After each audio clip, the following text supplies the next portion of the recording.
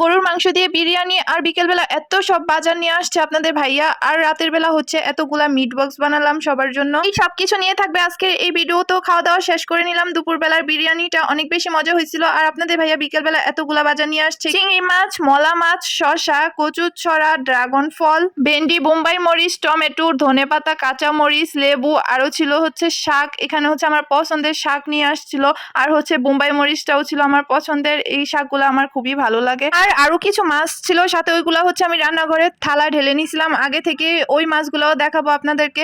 আর এদিকে হচ্ছে বাচ্চাদেরকে ওদের আব্বু ড্রাগন ফল ছিলে দিচ্ছিল, বাচ্চারা খাচ্ছিল, আর হচ্ছে সাথে কলা ছিল। তো যাই হোক, এদিকে হচ্ছে আমি রান্নাঘরে চলে আসলাম এই মাছগুলোরও একটুখানি ভিডিও ক্লিপ নেওয়ার জন্য। এখানে ছিল ট্যাংরা, বাইম, আর আমার সবচেয়ে পছন্দের মাছগুলো হচ্ছে ট্যাংরা মাছ, পাবদা মাছ, শিং মাছ, আর হচ্ছে পাঙ্গাস মাছ। তো আপনাদের ভাইয়া সবসময় বাজার করার সময় আমার পছন্দের মাছ কিছু না কিছু আনার চেষ্টা করে।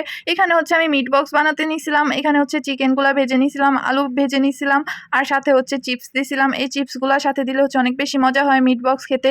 আর হচ্ছে আমি মেয়োনিজ বানিয়ে নিয়েছিলাম, এখানে 2টি সিদ্ধ ডিমের মেয়োনিজ বানিয়ে নিয়েছিলাম আজকে। অন্য সবসময় হচ্ছে আমি কাঁচা ডিম দিয়ে এই মেয়োনিজটা বানাই, আজকে প্রথমবারই হচ্ছে আমি সিদ্ধ ডিমের মেয়োনিজ বানিয়েছিলাম। আর মিট বক্সটা খেতে এত বেশি মজা হয়েছিল, একদম বড় থালা ভরে আমি বানিয়ে নিয়েছিলাম, সবাই বসে বসে মিট বক্স খাচ্ছিল।